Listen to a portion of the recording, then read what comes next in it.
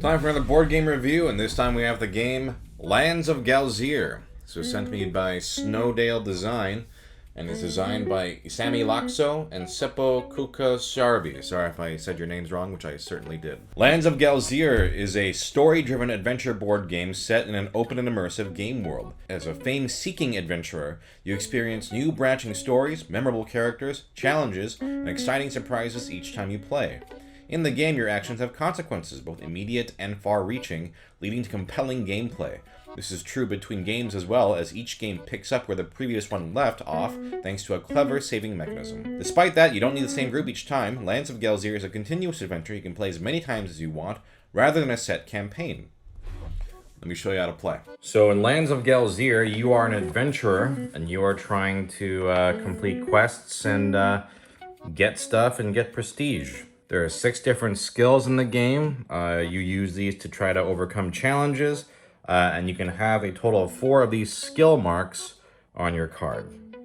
During the game, you can swap these around to adjust your benefits. Whenever you do a skill check, you'll use these base skill dice, and then if you have any perks in that benefit, you might get some special dice to help you do better in that specific type of skill check.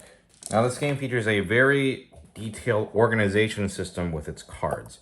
So if you look over here, there are dividers here, and you have to store all these cards in different slots. There are character slots, you can see up there.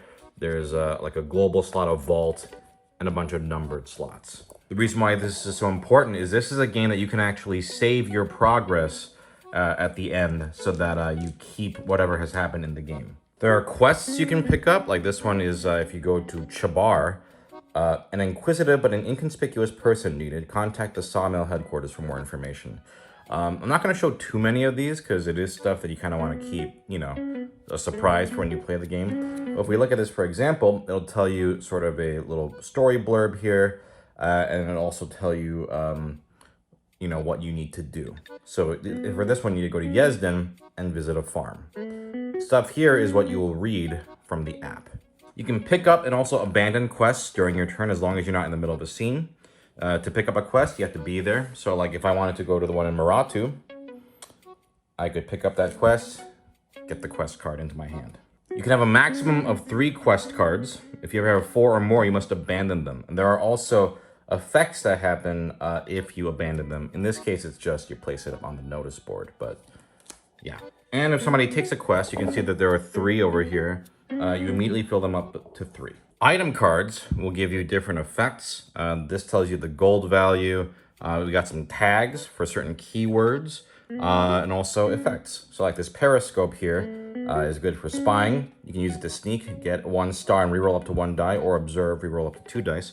We'll kind of get a little more into how that works later, but you can carry a maximum of 3 of these items at a time. There are also other different cards, but I'm not going to show you all these. You can get companions and statuses. These are things that you'll just sort of collect, and the cards will tell you what they do. There are event cards. As you can see, there are certain spaces where you have to draw a card from the event deck, and then you will read a specific story based on either where it is or what day it is, things like that. Also, you'll see some of these location cards have specific numbers you can read, like the ranger station at Maratu. You can always read, that says 17. You can read that story in the book to see what happens there. Certain cards will have timer boxes, which are resolved after a certain number of rounds. For example, this is the basic just Harmony co-op mode. You can play co-op or versus in this game. In this case, it's the number of players. We'll just do a 1-player game. So there's an 8 for this X here. So you would mark that with a pair of tokens. So like I could take, you know, a pair of these to represent it. And it says 8 days. So I'll just put 1 on here. And I'll put 1 on the card to mark that once the sun hits that day, that's when this event will trigger. As you unlock more events, you'll put more tokens on here. The main game, you use this app, or it's actually a website, but you can download an app as well. This is where you will read your events. When it ever asks you to read something, you'll read from here. On your turn, you can move your figure up to 2 spaces and then resolve a scene.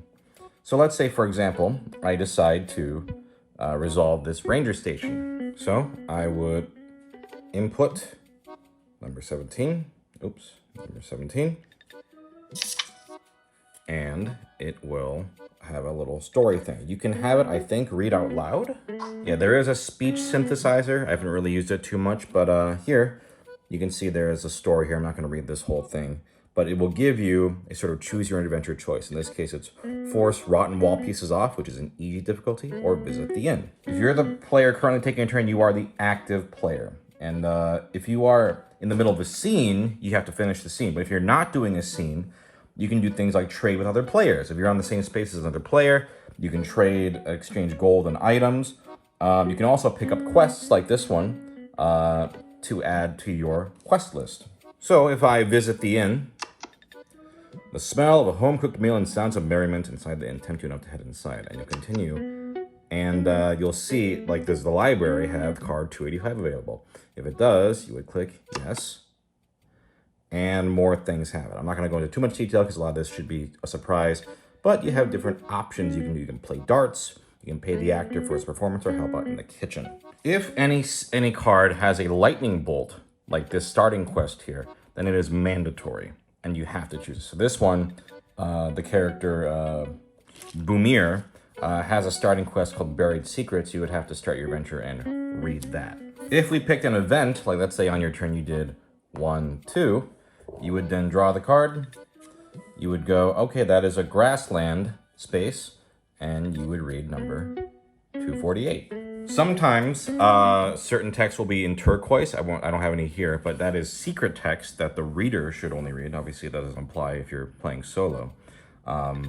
And they might ask you secret questions like, do you own this game? There are also questions you might have to read out loud, like, do you have a raft tag? Sometimes if you have a certain tag on your cards, like on an item, then you can do certain effects.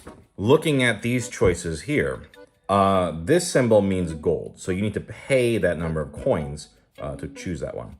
Let's say I wanted to play darts. If I spent 4 coins, I'd have to do a perception check. Then you would take the 5 base dice, and then you would check to see if you have any bonus dice. For Boomir here, he doesn't have any perception skill bonuses, but he does have one adjacent to it, the thievery one, which will help because it does have some eyeballs on it. So if I do the skill check, I would roll the dice. And then this one, you actually have to roll the 12-sided die, and you add stars equal to the number rolled. So I would roll it. In this case, I rolled, wow, an 11. Okay, well, I think I'm good.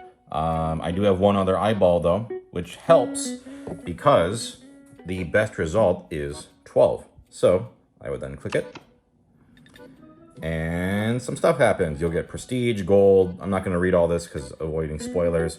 And then you'll see here there are different effects. So you'll get a card from the library. You'll give a random card from the library to the adventurer. Things like that. All these directions will be clear to you on what you have to do. You can resolve scenes that have a handshake icon with a partner. If you do so, they have to be on the same space as them. Then you will both get to work together for any skill marks, items, tags, etc. If you want to get a better result. Once all players have taken a turn, you will then move the day token to the next day, and also advance to the next day in the app as well. If you reach any timer tokens, you will then resolve them and see what says on the card. After you play a certain number of rounds, you would then read the card effect and see what happens. And that's pretty much the game. It's a little vague because a lot of it I don't want to spoil for you guys. But that's the general vibe, is you go around, you do events, you do skill checks to see if you succeed, and you'll get stuff that'll help you out with your quests. Now, when you save the game, you have to resolve anything that has a save effect on it. There's this little box with an arrow on it. I don't see any here at the moment. But you have cards that you'll pack into specific adventurer slots right here. And then that's how you save your progress. And that's pretty much it. You just go around doing a bunch of stories and skill checks and getting stuff. And that's the game. So I had a good time with this. I wasn't sure how I'd feel in the beginning of the game, but I had a good time. I like the theming of the animal characters a lot in this universe. I've reviewed the Dale of Merchants games before, And I think the art and characters are very charming. I like this universe that they live in. The components are also really nice, especially the little skill sectors that you can slot into your board and the custom dice. It all looks really nice. I've played a good number of these choose your own adventure style games, and they all have their pros and cons. This one really strips it down to super basic mechanics. All you're doing is just choosing options and doing skill checks. And for me, this is actually a good thing. I love crunchy mechanics in games, but it's honestly kind of refreshing for this one to just be very easy to play. You can focus on the stories. That's it. I will say, though, I would not play this with more than 2 people, as there is way too much downtime. The stories are actually very long, and a person's turn can go for a while as they keep reading paragraphs and making choices and doing paragraphs. And while that means that you can really sink your teeth into a scenario, that does mean you're going to be sitting and listening to a lot of reading. If you don't like listening to long passages, there is a speech synthesizer thing, but if you just don't like the idea of listening to long passages of narrative, definitely avoid this game. But if that sounds like something you would enjoy, then I do think the stories are fun and well written.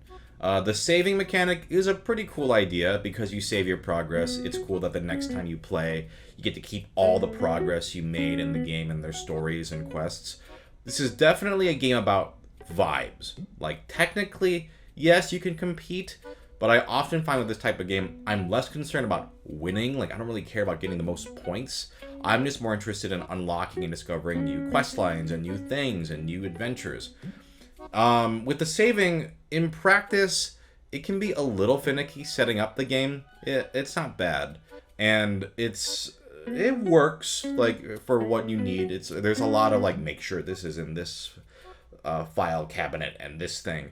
But God forbid the cards get jostled, because then you are totally fucked. So it works.